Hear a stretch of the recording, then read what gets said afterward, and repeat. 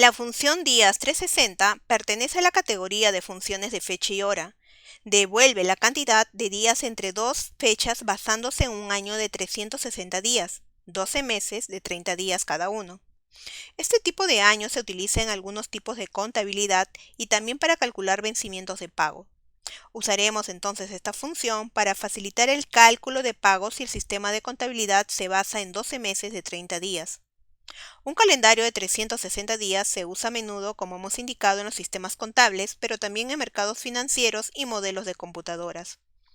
La sintaxis de la función es primero el signo igual, seguido del nombre de la función 360 y entre paréntesis los argumentos.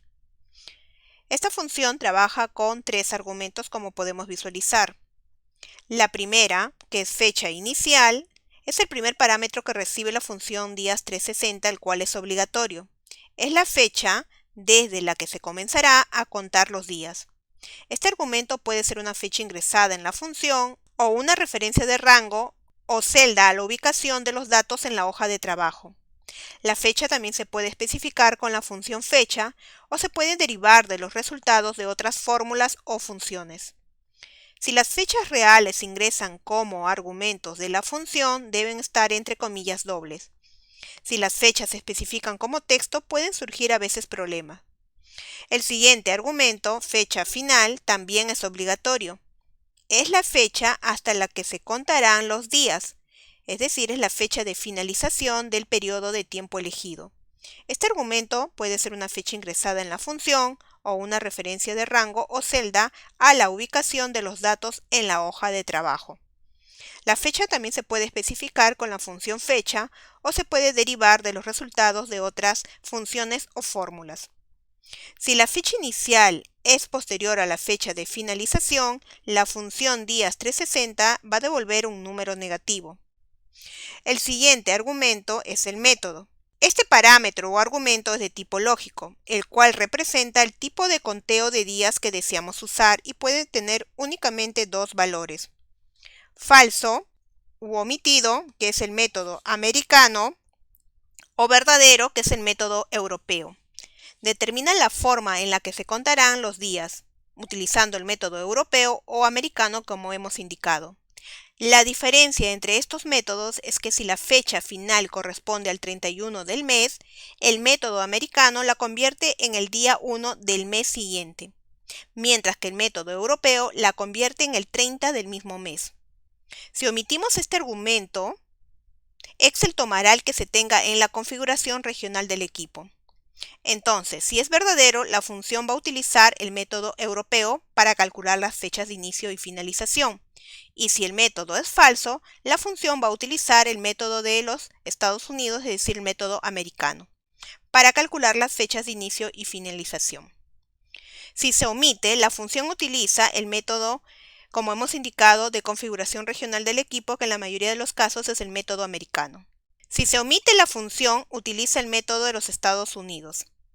La función días 360 va a devolver el valor de mensaje de error misvalue si la fecha de inicio o la fecha final no son fechas válidas. Recordemos que Excel realiza los cálculos de fechas al convertir las fechas en número de serie. Si deseamos saber la cantidad de días entre dos fechas, la inicial que se encuentra en la celda C2 y la fecha final que se encuentra en la celda C3, basándonos en un año de 360 días, entonces debemos utilizar la función días 360.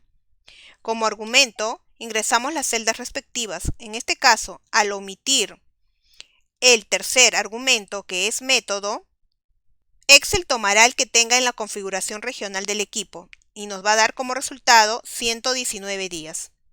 A continuación, veremos un ejemplo práctico. En la hoja de cálculo que visualizamos, tenemos la fecha de inicio en la celda C3 y la fecha final en la celda C4 y el método a utilizar en la celda C5.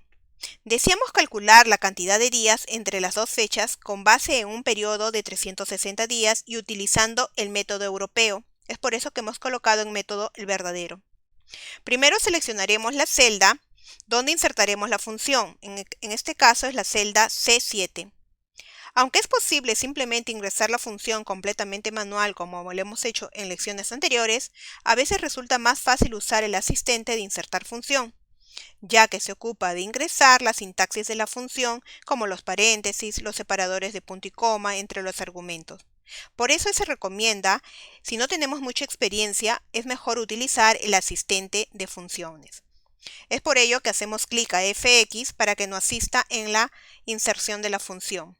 En el cuadro de diálogo que aparece seleccionamos la categoría, fecha y hora, y de la lista seleccionar una función, ubicamos a la función días 360. Doble clic sobre ella para abrir el cuadro de diálogo de argumentos de la función. En el primer argumento, que es la fecha inicial, utilizaremos la fecha de comienzo, que se encuentra en la celda C3.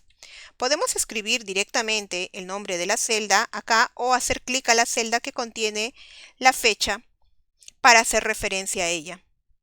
Luego pasamos al siguiente argumento, que es la fecha final. Igual que en el caso anterior, podemos escribir el nombre de la celda o hacer clic a la celda que contiene la fecha final, que es C4. Y el último argumento, que es método, acá debemos especificar el tipo de conteo de días que deseamos usar. En nuestro caso es el método europeo. Podemos escribir directamente verdadero o hacer clic a la celda que contiene el texto verdadero, que es el método que vamos a utilizar. Después de ingresar los argumentos, clic al botón Aceptar.